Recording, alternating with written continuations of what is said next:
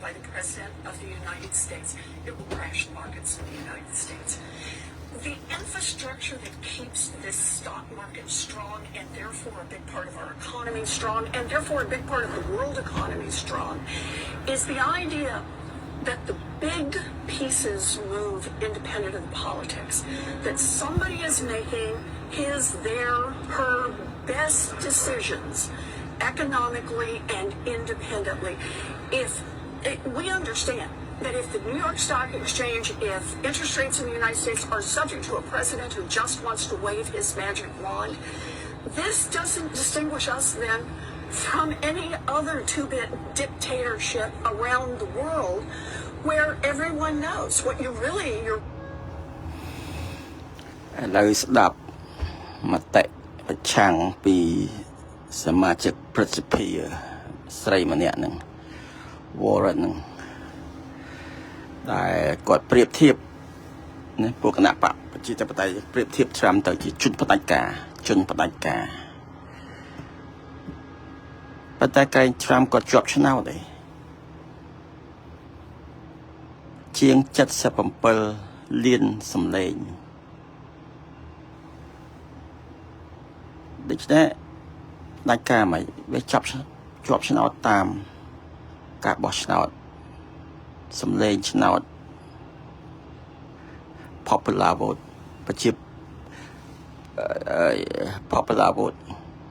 ហើយនឹង electoral vote 310អញ្ចឹងដូច្នេះសម្លេងច្រើនជាប់ឆ្នោតរើសប្រធានាធិបតីត្រាំឲ្យដឹកនាំសហរដ្ឋអាមេរិកតើតើនឹងឬសេដ្ឋកិច្ចចុះនាយកធនាគារកណ្ដាលអាមេរិក Federal Reserve ហ្នឹងដែលត្រាំនៅតែងតាំងពីលើកមុនមកអំណាចមុនមកដូច្នេះត្រាំក៏ថាគាត់មាន mandate មានន័យថាគាត់ទទួលសម្លេងជាង70លានសម្លេងបោះឆ្នោតឲ្យគាត់ដោយដើរតាមដោយជឿលើគោលការណ៍គោលនយោបាយការដែលត្រាំគាត់ចេញរកសម្លេងសន្លឹកឆ្នោតឥឡូវគាត់ជាប់ឆ្នោតគាត់ត្រូវបំពេញការសន្យារបស់គាត់ធ្វើតាមគោលការណ៍នយោបាយរបស់គាត់ចុះនាយកធនាគារកណ្ដាលអាមេរិកហ្នឹងមានបញ្ហាបោះឆ្នោតឲ្យគាត់ប្រហែលលានអ្នកដែរហើយយើង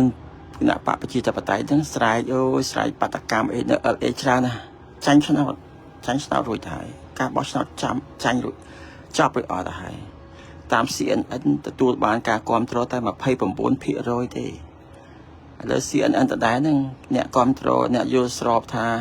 Trump ក៏ដើរត្រូវផ្លូវដឹកនាំប្រទេសត្រូវផ្លូវ 56% ក្រែងលទ្ធិប្រជាធិបតេយ្យអីមតិភាគច្រើនឈ្នះឆ្នោតអីមតិភាគច្រើនដឹកនាំអីកាលណាឈ្នះឆ្នោតហើយនៅស្រែកថា Trump ជា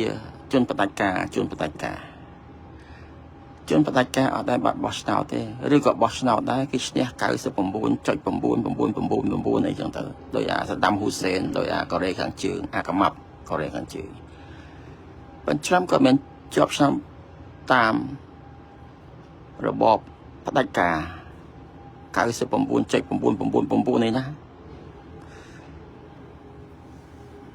ដូច្នេះគាត់ជាប់ឆ្នោតតាមលទ្ធិប្រជាធិបតេយ្យតាមប្រព័ន្ធរបៀបដឹកបោះឆ្នោតសម្លេងឆ្នោតរាប់ឆ្នោត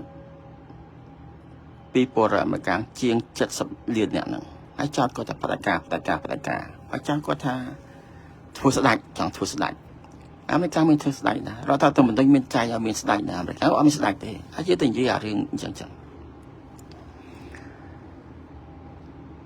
ឥឡូវរឿងនាយករបស់ Well,